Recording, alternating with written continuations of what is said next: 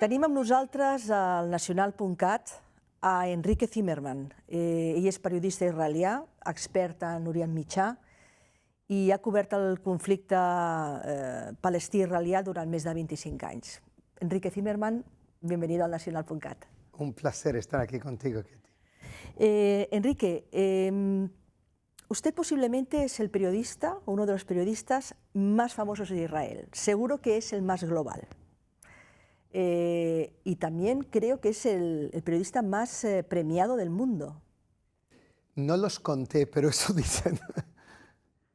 De todas maneras, usted es más que un periodista experto en Oriente Medio. Es profesor, habla 5 idiomas, escribe en 5 idiomas, tiene la nacionalidad portuguesa, española e israelí. Correcto. Ha escrito, tiene 6 libros publicados, creo que ya va por el 6º, y más que vendrán. Ha participado en conferencias para las Fuerzas Armadas y los cuerpos de inteligencia del ejército israelí. Ha dirigido incluso una serie de televisión y es amigo del Papa Francisco.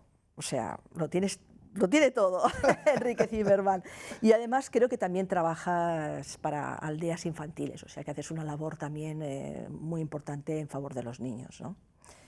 Lleva más de 25 años cubriendo la actualidad informativa en Oriente Medio, en diferentes medios de comunicación, y ha sido también los ojos para el nacional.cat en el inicio de la guerra. Ha descrito los ataques de Hamás del 7 de octubre como el día más sangriento de la historia judía desde el Holocausto. ¿Dónde estaba el día que se produjeron los ataques y cómo reaccionó? Porque creo que debe ser un día como que ni usted ni ningún judío olvidará, un poco como el 11 de septiembre del 2001 para los neoyorquinos, ¿no? Yo creo que incluso más que eso, Ketty, porque es como si en el 11S hubiese 45.000 muertos y no 2.900, si lo comparas en cifras, para que entiendas el impacto tremendo que tuvo y que tendrá. Yo creo que es un evento que en muchas décadas mis nietos y mis bisnietos preguntarán dónde estabas el 7 de octubre de 2023. Realmente hay un antes y hay un después. Creo que no se terminó de entender cuán importante es este evento en la comunidad internacional para los israelíes y para la región. Creo que cambiaron tantas cosas. O sea, yo creo que el Israel que sale de las cenizas del 7 de octubre será un país distinto a nivel político, social, psicológico. Yo creo que vamos a ver muchos cambios. Jamás sabía lo que estaba haciendo. Quedó sorprendido. Ellos no se esperaban algunas de las cosas que ocurrieron en la sociedad israelí, que lo iremos analizando, pero ellos creían que era la única forma de arrastrar al ejército israelí hacia dentro de Gaza. Ellos sabían que Israel se resiste a hacer operaciones terrestres y por lo tanto en los últimos 9 años no había soldados israelíes dentro de Gaza.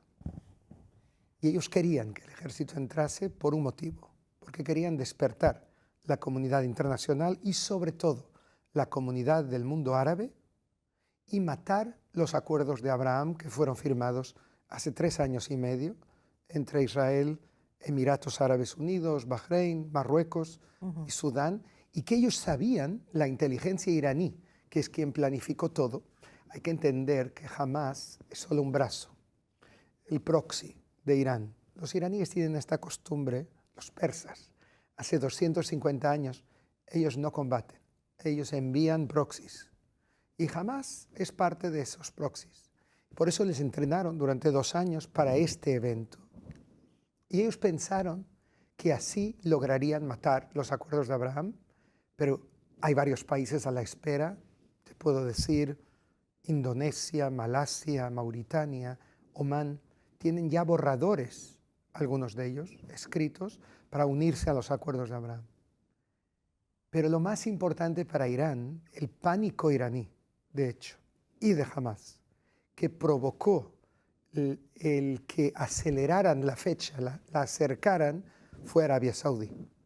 O sea, ellos miraron y entendieron que estamos a punto de llegar a un cambio estratégico de los más importantes de las últimas décadas, que es la normalización entre el reino que es la custodia de Meca y Medina, los lugares sagrados del Islam, o sea, es el centro religioso para casi 2.000 millones de musulmanes, y el Estado judío. Y eso para ellos era un golpe de gracia en muchos aspectos.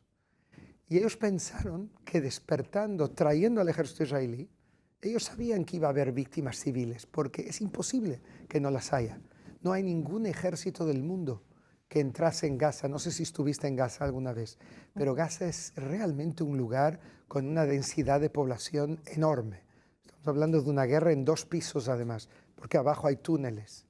Y la población es realmente escudo humano de Hamás. Entonces, si tú quieres acabar con el brazo armado de Hamás, desmilitarizar Hamás, inevitablemente vas a tener víctimas civiles. Y ellos lo sabían.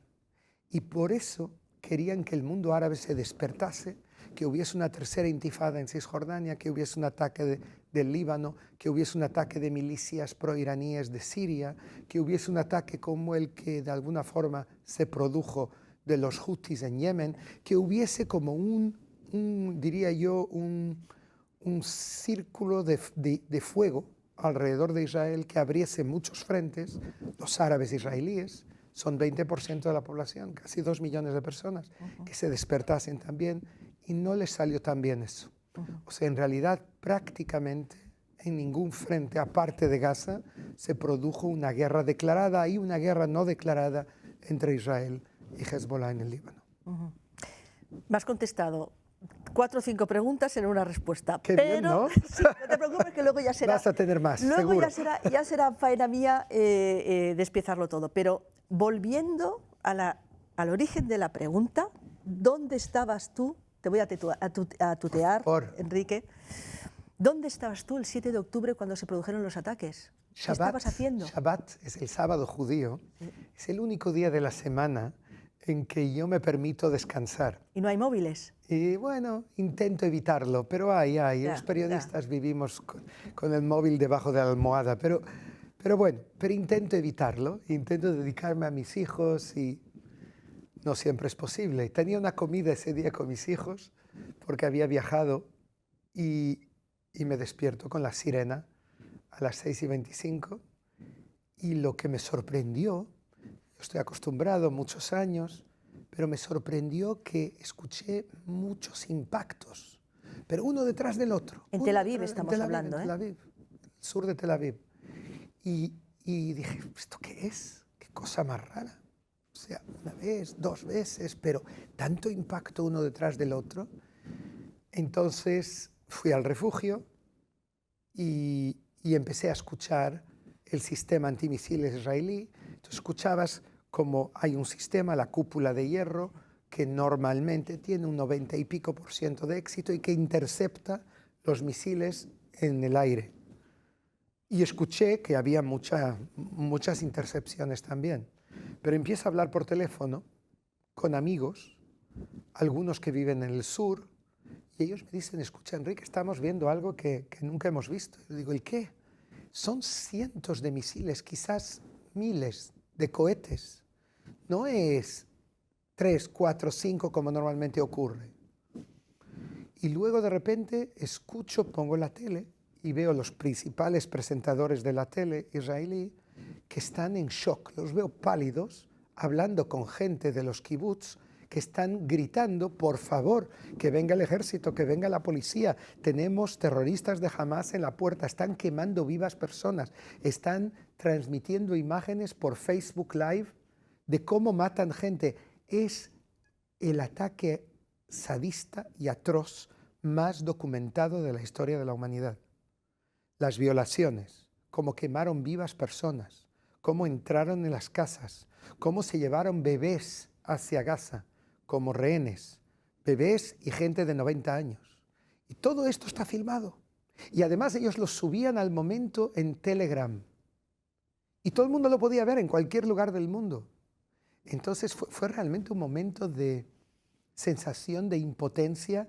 Era una fiesta muy grande en Israel, que hay el Año Nuevo, Rosh Hashanah, 10 días después es Yom Kippur, que es el día del perdón, el día de ayuno, y 5 días después hay una semana de una fiesta que se llama Sukkot, y este era el último día en el que se celebra la alegría de la Torá, la alegría de la ley judía. Imagínate qué alegría ese día. Y además era sábado, y por eso había muchos soldados de permiso, y por eso había menos fuerzas en la frontera. Bueno, todo esto va a ser investigado en el futuro, pero en cualquier caso fue una mañana de impotencia y de intentar entender algo que realmente yo cuando vi las imágenes de tipos de Hamas dentro de Ofakim, a 25 kilómetros de la frontera, entendí que lo que ocurría era algo grande. ¿Cómo se explica que Israel, que tiene uno de los servicios de inteligencia más avanzados del mundo, como el Mossad, que tiene la cúpula de hierro, cómo se entiende que se le pillara por sorpresa cuando jamás estuvo preparando el ataque durante un año o incluso más? Dos como mínimo. Yo creo que esto todo va a ser investigado, pero te puedo decir mi suposición, o sea, ¿qué es lo que yo creo? Hablé con mucha gente. Por un lado, no era la primera vez que los servicios de inteligencia lo detectaron. Ellos sabían que había algo en curso, ellos sabían que había algo que estaba siendo planificado, pero todo el tiempo gritaban lobo, lobo, lobo, lobo, y no solo el Mossad, también la inteligencia militar y también el Shin Bet, que es el Servicio de Seguridad Interno. Y había como un poco de, bueno, otra vez. A las 4 de la mañana de ese día, el ataque empezó a las 6:25, el jefe del Estado Mayor, el jefe de los servicios secretos, todos ellos tuvieron una conversación telefónica en la que dijeron, da la impresión que algo ocurre, pero no vamos en plena fiesta a movilizar reservistas, etcétera, etcétera. A las 7 de la mañana volvemos a hablar. Cuando volvieron a hablar a las 7 de la mañana, ya era tarde. Y tu pregunta es, ¿por qué? ¿Cómo es posible? Yo creo que hay dos problemas de los que no se habla prácticamente. Uno, la concepción. El primer ministro Netanyahu estaba convencido de que Hamas estaba haciendo un proceso similar al de Al-Fatah de la OLP en los años 90, que es de alguna forma moderarse. Y por eso él había permitido que todos los meses entrasen decenas de millones de dólares provenientes de Qatar.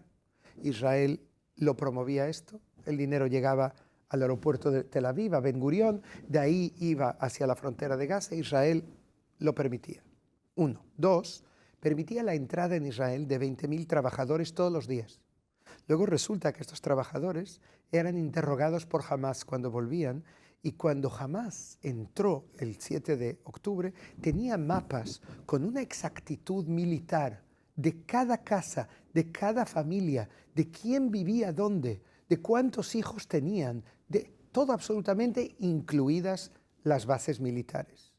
O sea, realmente hubo aquí un problema, y es que el gobierno israelí estaba convencido de que estaba flirteando con Hamas y que Hamas se había convertido en una fuerza que pretendía gobernar Gaza como hizo en los últimos 17 años. Y se equivocaron. Yo estuve en Irak 4 veces cubriendo ISIS, estuve con las fuerzas del ejército kurdo, Peshmerga, y te puedo decir, hablé con gente de ISIS, lo que yo vi a partir del 7 de octubre es que Hamas superó a ISIS en muchos aspectos.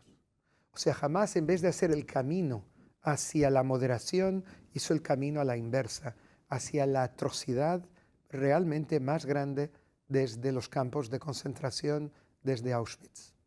De todas maneras, Enrique, ¿crees que no hubo un poco un exceso de soberbia o de confianza, de no creer que nadie se atrevería a atacar a Israel en su propio territorio? Es decir, que la propia sociedad israelí ahora piensa, ostras, nos creíamos intocables, nos creíamos que esto no podría pasar, y ahora esa sensación de que son vulnerables, ¿cómo puede cambiar el futuro? ¿Cómo puede cambiar la percepción de la propia sociedad de Israel? La respuesta es sí. Este ataque es una cura de humildad y de vulnerabilidad. O sea, los israelíes llegaron a la conclusión, después de todo esto, que no basta con medios electrónicos, que lo que se llama en la inteligencia HUMINT, que es los servicios humanos, la gente es necesaria, que no basta con todo tipo de sistemas de vigilancia en las fronteras. Todo esto está cambiando un montón de concepciones en la inteligencia, en todo lo que concierne a la sociedad y a cómo mantener también, a qué tipo de soldados mantener en la frontera para protegerla.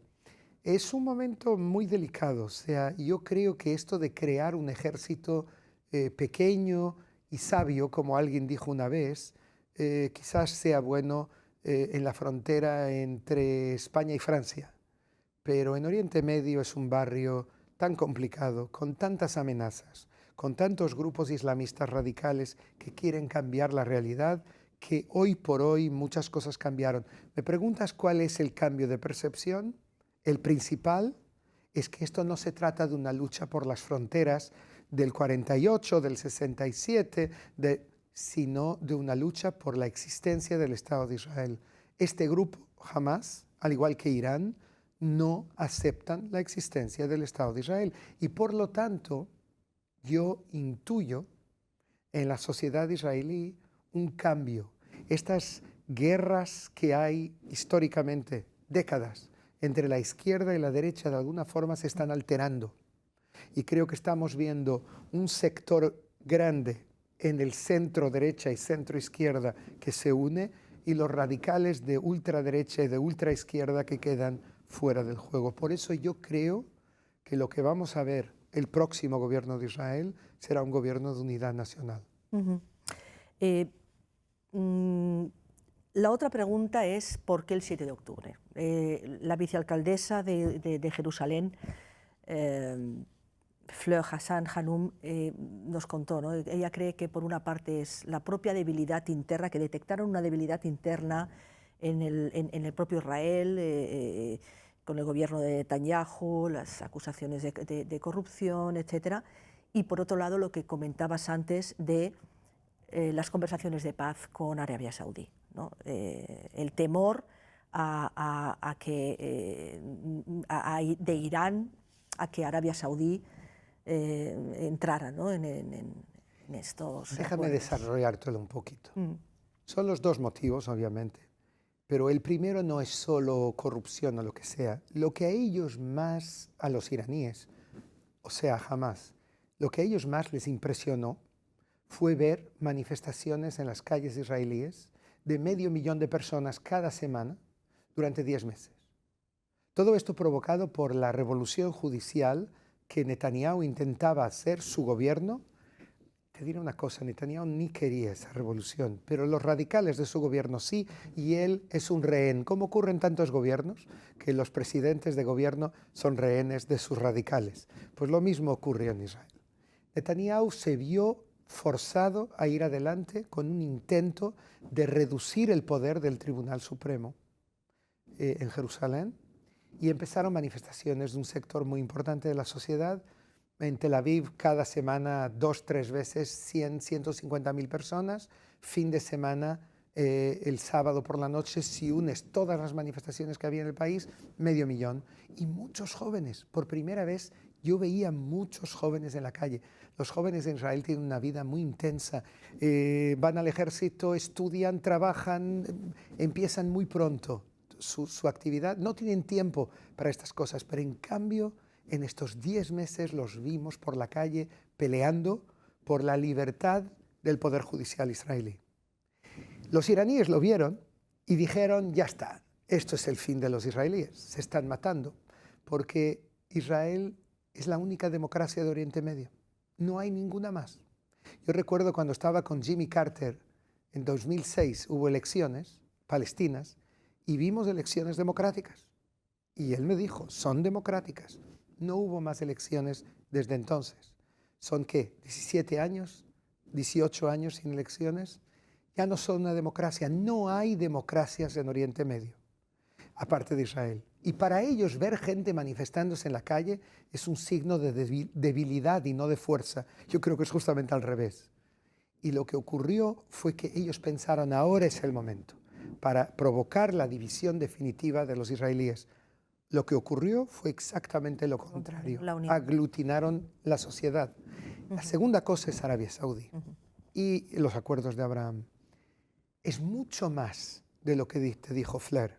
El mes de septiembre yo fui uno de 13 que fuimos invitados por el gobierno saudí a venir en la primera delegación oficial de la historia abiertamente a Riad y a Dammam.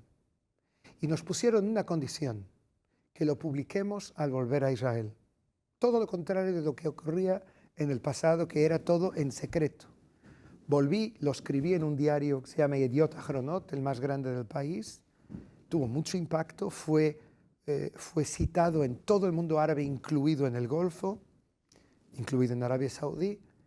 Y yo creo que los iraníes, esto fue 3 semanas antes, 4 quizás, del 7 de octubre. Los iraníes entendieron que algo estaba ocurriendo muy serio y que aún antes de fin de año, quizás en enero o febrero, veríamos un acuerdo entre Israel y Arabia Saudí. Y el objetivo del 7 de octubre era provocar un levantamiento de la opinión pública saudí contra el príncipe para que no hubiese acuerdo. Tengo la impresión que también aquí fracasaron y que en los próximos meses sí que retrasaron el proceso de alguna manera, pero vamos a ver aún este año pasos hacia adelante, no sé si la normalización ya, pero muchos pasos importantes en un acercamiento entre Israel y Arabia Saudí. Enrique, hablábamos de un 11 de septiembre. Me parece que fue otro 11 de septiembre del 2005 que Israel bajó la bandera de Gaza. Se puso fin simbólicamente a 38 años de ocupación israelí en territorio palestino. A los 2 años hubo elecciones, ganó Hamás. ¿Crees que Israel se equivocó en el 2005 marchándose de la Franja de Gaza como lo hizo, dejando un poco vía libre a Hamás? Wow, es una pregunta en la que te digo con toda sinceridad, no tengo una respuesta tajante, pero sí que voy a compartir contigo mis dudas. Yo respetaba profundamente a Ariel Sharon, que era el primer ministro, un halcón, o sea, no compartía parte de sus valores, pero sí que creía que él tenía el poder de cambiar la situación. Era un hombre fuerte, un hombre que podía convencer amplios sectores de la sociedad. Y creí que era muy valiente lo que él hacía. Él llegó a la conclusión en el 2005 que no era posible llegar a un acuerdo que posibilitara la retirada israelí de Gaza. Y él creía que Israel no tenía que estar en Gaza. Había allí 20 y pico de asentamientos, había allí bases militares, y él dijo, si no lo podemos hacer de común acuerdo, vamos a hacerlo de forma unilateral. Tengo mis dudas sobre esto. Yo creo que si dependiese de mí, yo le diría, insista un poco más en hacerlo con un acuerdo con la autoridad palestina. Pero entonces, ¿qué hizo él? Él dijo, no es solo Gaza. Vamos a desmantelar también asentamientos en el norte de Cisjordania para que quede claro que no es solo la Franja de Gaza. También en Cisjordania podemos llegar a un acuerdo en el futuro, y lo hizo. Sanur, me acuerdo, estuve allí, lo cubrí todo. Dormí en Gaza durante días, en los asentamientos, en Gush Katif, para hacer la cobertura en ese momento para Antena 3 y para La Vanguardia. Y allí él realmente se retiró de Gaza y del norte de Cisjordania. Claro que es Pero los preferible. colonos también se retiraron. No había un judío dentro de Gaza. Un judío hasta el 7 de octubre. Pero en Cisjordania Sí, siguieron los asentamientos. Siguieron los asentamientos. Pero ¿qué porcentaje crees tú de Cisjordania está ocupada por asentamientos hasta hoy? Estamos hablando de menos del 5%. Y ese territorio que está ocupado por asentamientos, parte de los asentamientos probablemente en un acuerdo futuro tendrán que ser desmantelados como fueron desmantelados en Gaza, otra parte no, pero a cambio de esto hubo varios momentos en la historia, en el año 2000 en Camp David y en el año 2008 en la negociación entre Mahmoud Abbas y Ehud Olmert, que Israel propuso a los palestinos un intercambio de territorios, que era, a cambio de este 5%, metro por metro, recibiríais territorios en lugares importantes como al lado de Hebrón, al lado de Gaza, donde Gaza es todo muy, muy apretado, muy denso, y al lado de Jenin. Yo me acuerdo, estuve la semana pasada en Davos, hablé allí, en Suiza, en la conferencia económica, y estaba Shlomo Ben-Ami, que fue el ministro de Exteriores que negoció en Camp David. Y él me dijo una vez más, Enrique, le propusimos todo a Arafat. Lo que él escuchó en Camp David con el presidente Clinton es algo que ningún gobierno en la historia volvió a proponer, a no ser Olmert en el 2008, a los palestinos. Una bandera en la mezquita de Al-Aqsa, en Haram el-Sharif, el monte del templo, una bandera palestina. La capitalidad de Jerusalén Oriental, la retirada de más del 96% de Cisjordania y de toda Gaza. Y él rechazó. Y cuando le preguntó Miguel Ángel Moratinos, ¿por qué rechaza usted Raís Arafat? Él dijo, porque si lo hago y acepto un acuerdo, me matan como mataron a Sadat. Arafat no supo hacer la conversión de líder guerrillero de una especie de Che Guevara, convertirse en un estadista que cría un Estado como hizo Ben Gurión en Israel. Y ese es el mayor drama, la mayor tragedia palestina. Y el heredero, el sucesor de Arafat, Mahmoud Abbas, actual presidente de 87, 88 años, volvió a cometer el mismo error en el 2008 con Ehud Olmert. Y hoy en día el resto es historia, sabemos lo que está pasando y lo lejos que podemos estar de un acuerdo de ese tipo. La debilidad de la Autoridad Nacional Palestina ha dado alas a Hamás. El presidente palestino Mahmoud Abbas, como decías, 87 años, enfermo, creo que ya se ha iniciado un proceso de sucesión. ¿Crees que una también contribuiría a una solución, encontrar un líder carismático, tipo, como comentabas, ¿no? Ben Gurión, o que fuera realmente un estadista capaz, al estilo incluso Mandela o Gandhi, o un hombre capaz de convencer a los palestinos? Lo trágico es que Arafat lo era, pero él personalmente, Arafat, era un líder suficientemente carismático y el padre de la nación. Tenía una relación con Arafat, él me daba de comer, ahora se me olvidará esto, con sus manos. Me metía el hummus y la pita en la boca y le entrevisté decenas de veces. Y estuve con él en Gaza, estuve con él en Cisjordania y todo el tiempo sentía una frustración enorme porque veía que él no tenía el coraje de realmente poner de parte a Hamás. Algunas veces les enfrentó, pero no lo suficiente. Y Hamás mató el proceso de paz en los años 90. La gente se olvida de esto. Pero tú sabes cuándo empezaron los atentados suicidas de Hamás. Fue después de los acuerdos de Oslo, cuando Rabin y Peres y Arafat hablaban de crear un Estado palestino en un máximo de 5 años. Y yo recuerdo a Rabin conmigo, en pie, al lado de un autobús quemado, que un suicida había explotado y matado 30 personas, matándose a él mismo, morir para matar.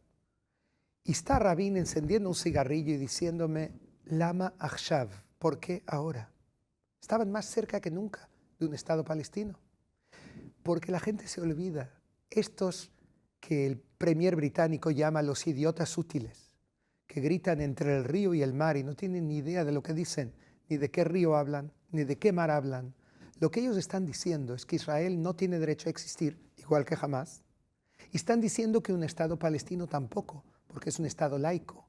Hamás rechaza un Estado palestino. Por eso hicieron decenas de atentados suicidas y mataron la esperanza en los años 90. Ahora, en 2023, 2024, están haciendo lo mismo, pero de esta vez con los acuerdos de Abraham, de esta vez con la paz con Arabia Saudí. Y créeme una cosa, yo hoy estoy más convencido que nunca.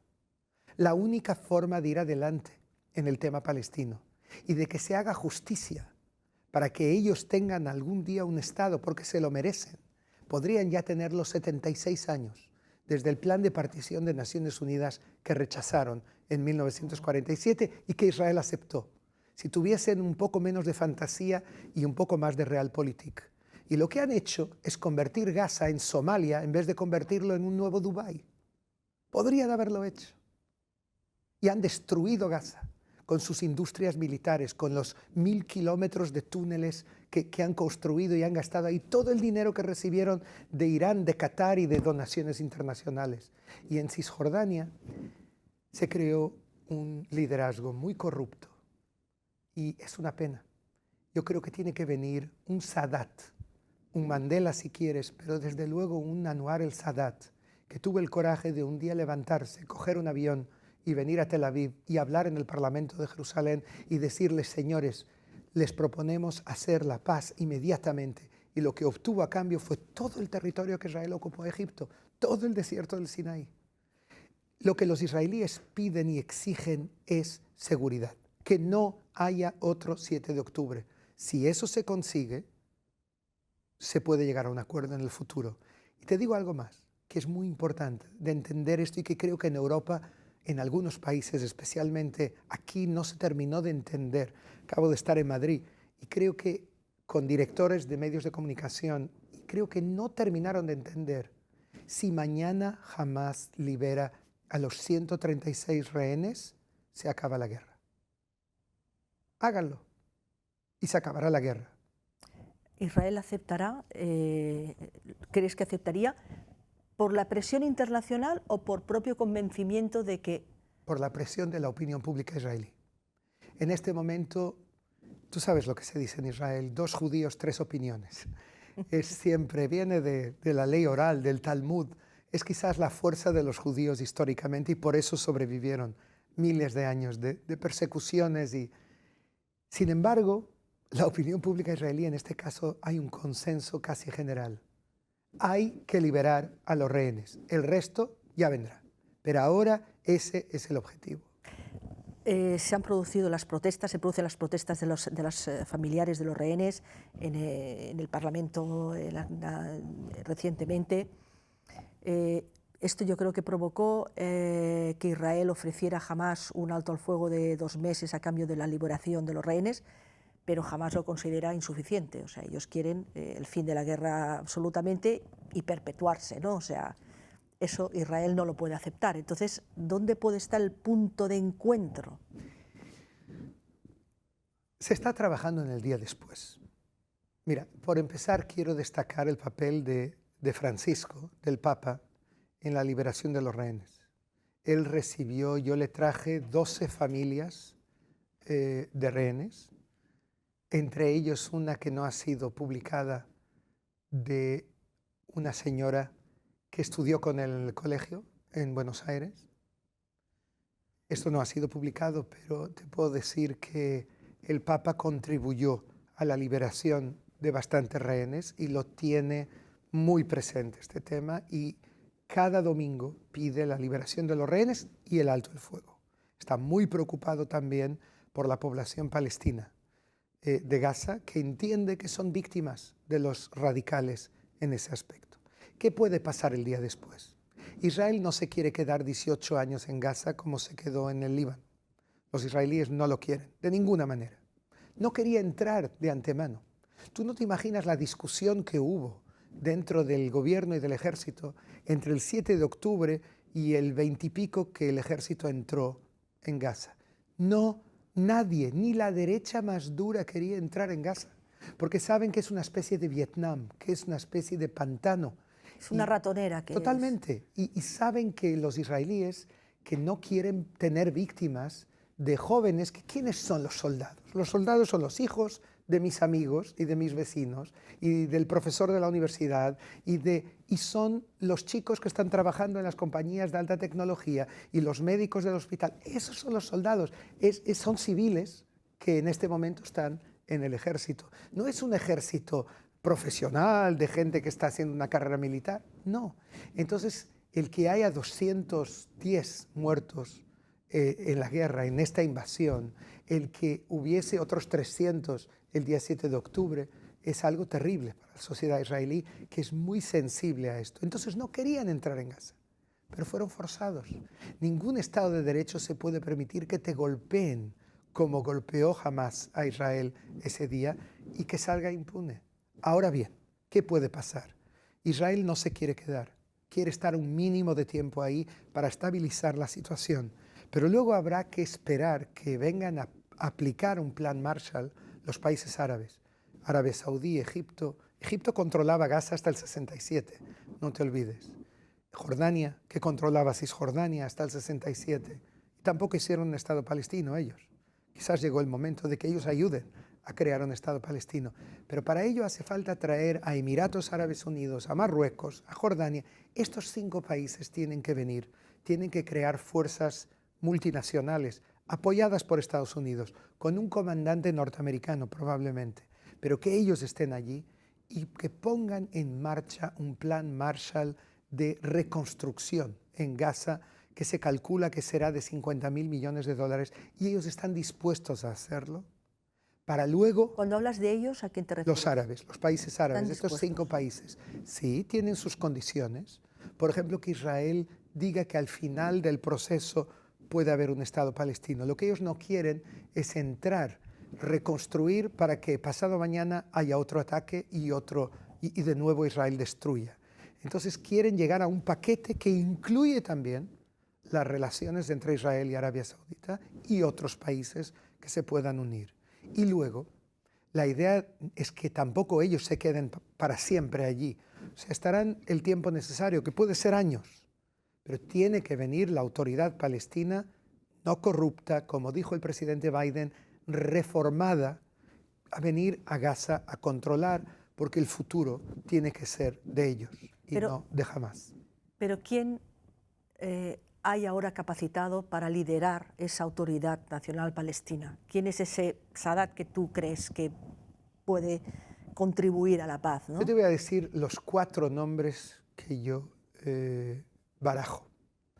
Hay 2 que son muy próximos a Mahmoud Abbas, que están ganando un papel de protagonismo a nivel internacional, 2 ministros, Hussein Ashekh, uno de ellos, menos conocido internacionalmente, y Majed Faraj, que es el jefe de seguridad de Cisjordania, que son 2 personajes que abrieron canales de comunicación con el que puede ser el próximo primer ministro israelí, Benny Gantz, que está ahora en el gabinete de guerra, con los norteamericanos, con Blinken, sobre todo también con Biden. Tienen un contacto con los saudíes también, con los Emiratos. Estos 2 son las cartas de Mahmoud Abbas. Pero hay otros 2. Uno que es el hombre del presidente de Emiratos, que vive en Abu Dhabi, que era un antiguo alto cargo de Arafat y de Mahmoud Abbas, se llama Muhammad Ahlan. Era el hombre de Gaza, el jefe de la seguridad en Gaza, que se fue porque es el némesis, el enemigo número 1 de Mahmoud Abbas, está en Abu Dhabi, y él es el que construyó un hospital en Gaza ahora, una central de desalinización. Él está apoyado por Emiratos y trajo mucho dinero. Él dice que no quiere ser el presidente, quiere ser el primer ministro, que haga la reforma en Gaza, además de que él es de Gaza, él y su mujer Jalila, que va continuamente a Gaza y trae mucho dinero para ONGs, para educación. Pero es una persona que tiene un poco más de controversia. Hoy por hoy, Ketty, esto es muy importante que se sepa, si hay elecciones, gana Hamás, con mayoría absoluta. Hamás tiene, según las encuestas en este momento, el apoyo de 80% de los palestinos. A pesar de que los utiliza como escudos humanos. A pesar de todo. ¿Por qué? Porque también los ataques de Israel están contribuyendo a crear futuros milicianos terroristas. Yo creo que porque ven en la autoridad palestina una autoridad corrupta. Hamás es vista como un poco más transparente, a pesar de que sus líderes, según Forbes, tienen capitales de 3.000 millones de dólares, cada uno de ellos, los que están en Qatar. Eso está comprobado y viven en hoteles de 5 estrellas. Sin embargo, entre las 2 alternativas que no son buenas, y en este momento hay tal enfado por lo que está ocurriendo, sabes que los palestinos no saben lo que pasó el 7 de octubre. No saben. Ellos dicen que es un invento israelí. Dicen que es propaganda sionista. Los propios líderes de Ramallah no se creen en cosas que dicen. Naciones Unidas les tardó 3 meses y medio en empezar investigaciones sobre los cientos de violaciones que se produjeron el 7 de octubre y que siguen produciéndose en los túneles de Gaza, cada vez que las chicas van al baño, según me dicen las rehenes que volvieron. Cada vez que van al baño hay violaciones, y hay violaciones de hombres también, que están en los túneles, en manos de Hamás. Todo esto ellos no lo saben. Ellos creen que un día los israelíes se despertaron y decidieron atacar Gaza. Y eso es un problema muy grande. Me preguntaste antes cuál es la solución. Tiene que haber mucho más transparencia de información y mucha más educación para la paz, cosa que no existe hoy en día en Cisjordania y en Gaza, infelizmente. De todas maneras, yo creo que la persona, la única de Al-Fatah, que tiene posibilidad de ganar a Hamás, según todas las encuestas, es el Nelson Mandela palestino, que está en la cárcel israelí y se llama Marwan Barghouti. Si él es liberado en el marco de todo este intercambio que va a haber de rehenes, esperemos, con presos palestinos, puede que él pueda meter orden. Yo le conozco, tengo muchas horas de Barghouti y de su mujer, que es una abogada, Fadwa Barghouti, y recuerdo siempre una frase que me dijo Marwan antes de ser arrestado, él que era el jefe del Estado Mayor de la Segunda Intifada y colaboraba con Hamás y con la Yihad Islámica en eso. Por eso es muy respetado por ellos. Él me decía, el día que Israel se vaya de los territorios palestinos, yo seré el primero que entregaré flores a los soldados cuando se vayan y que luego defenderé con mi vida la frontera para que no haya ningún tipo de terrorismo contra Israel. Eso me dijo Marwan Barghouti en el 2002, días antes de ser arrestado, siendo acusado por Israel de 5 atentados terroristas, de un cura y de 4 israelíes. Y por eso está en la cárcel. Pero te voy a contar un secreto. Él está en la cárcel, la Sharon se llama, y tiene un móvil, habla con Mahmoud Abbas cuando quiere, tiene una especie de secretaria y le visitan políticos palestinos, políticos israelíes, sus abogados, su mujer y sus hijos. O sea que él está en una especie de escuela de presidentes, en una celda desde la que tiene un papel importante en la vida palestina. Yo espero que algún día tenga un papel más importante porque él es el único que puede llegar a desarmar a Hamás. Él cree que Hamás tiene que aceptar una sola arma, no puede haber dos, no puede haber milicias, tiene que haber una fuerza policial palestina que dirija y que sea común a todos, tanto en Cisjordania como en Gaza. La solución de los 2 estados es la solución por la que aboga, digamos, todo el mundo. Tú dices que es la solución menos mala, te he escuchado decir esto varias veces. La comunidad internacional, tanto los americanos, los europeos, abogan por los 2 estados. Pero Netanyahu, ¿por qué Israel? ¿Por qué Netanyahu se niega a los 2 estados? ¿Sabes cuántas veces escuché yo a Netanyahu hablar de los 2 estados? Comparar la posibilidad de un futuro Estado palestino con una especie de Andorra. Y acompaño a Netanyahu desde la Conferencia de Paz de Madrid cuando empecé mi carrera. En el 91 fue un momento muy importante. Él entonces era el viceministro de Exteriores. Y yo en una entrevista en La Vanguardia dije que él era el futuro primer ministro. Y así fue. No pensé que se iba a quedar 16 años. La verdad que políticos y pañales hay que reemplazar con frecuencia por los mismos motivos. Pero realmente creo que llegó el momento de que Netanyahu acabe. Yo creo que con esta guerra es el principio del fin de Netanyahu. No va a ser reemplazado mientras dure la guerra. Pero una vez se acabe la guerra, una vez vuelvan los soldados israelíes de Gaza, yo creo que veremos en el próximo año, año y medio, elecciones anticipadas y según todas las encuestas, todas, Netanyahu va a ser derrotado. O sea que Netanyahu, lo que él diga ahora es menos importante. Él lo que hace ahora es una lucha por la supervivencia de su gobierno y quiere respirar cada hora más, quiere aguantar.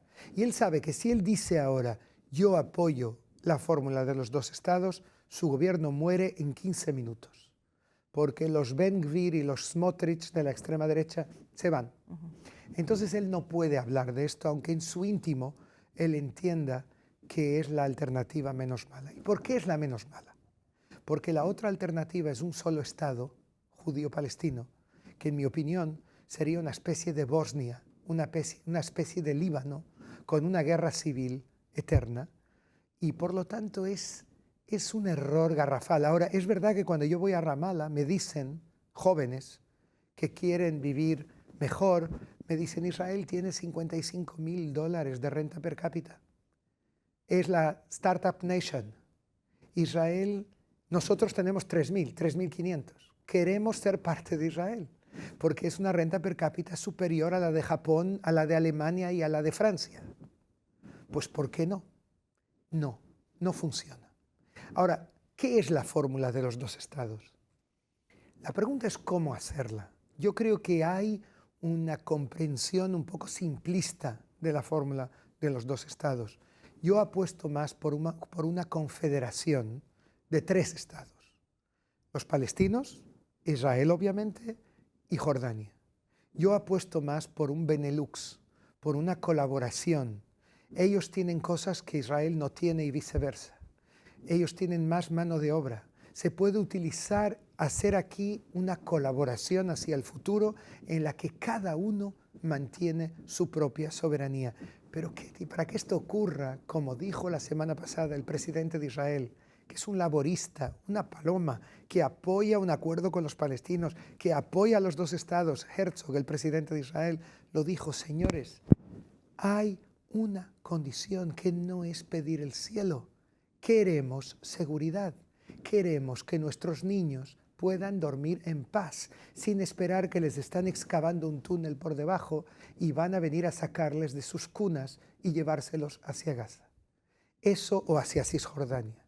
Esa es la condición. Si esa condición existe, yo estoy convencido que hoy, 2024, aún hay una mayoría en Israel a favor de un compromiso salomónico entre Israel y los palestinos. Está por probar, es una impresión mía, pero yo creo que esa solución puede llegar en el marco de un paquete general entre Israel y el mundo árabe pragmático encabezado por Arabia Saudí. Ya para acabar, la última pregunta. Nos acabamos de enterar de la resolución de la Corte, una decisión salomónica. No hay genocidio, pero, o sea, a ver, aquí, ¿cómo interpretas tú esta resolución? Sudáfrica quiere protagonismo. Sudáfrica tiene muchas inversiones iraníes, chinas, y tiene muchos vínculos con Hamas, con los hermanos musulmanes. Se reúnen continuamente hace años. Lo que ellos hicieron aquí fue una operación de relaciones públicas desde su parte. Fueron los únicos que vinieron allí. Hasta los alemanes dijeron que vendrían a defender a Israel. Acusar al país del pueblo judío de genocidio. Yo estuve en Gaza. Yo vi lo que está ocurriendo en Gaza. Lo que ocurre en Gaza es una tragedia humana de primer grado, pero no un genocidio. Por el amor de Dios, llamarle un genocidio es hacer de la realidad una caricatura. No es esta la forma de construir la paz. Y lo que hay que hacer es ser empático con las atrocidades que sufrieron las dos partes e intentar acercar posiciones, no juzgar a los unos o a los otros. Las decisiones sobre el futuro no serán tomadas en los tribunales internacionales ni en los tribunales nacionales. Serán tomadas por los gobiernos y por las opiniones públicas. Y lo que hay que hacer es educar para la paz. Hay que sacarse de en medio a aquellos que continúan creyendo en el exterminio de la otra parte. Hay que ponerles de lado y hay que unir a aquellos que están dispuestos a ese compromiso salomónico que pueda hacer que mis nietos y mis bisnietos tengan una vida distinta y puedan vivir en paz sin tener miedo de que alguien les salga del túnel. Enrique Zimmermann, muchísimas gracias por atendernos en el Nacional.cat y nada, espero que tengamos otra ocasión de poder conversar, que ha sido un placer. Para mí también. Gracias, Ketty.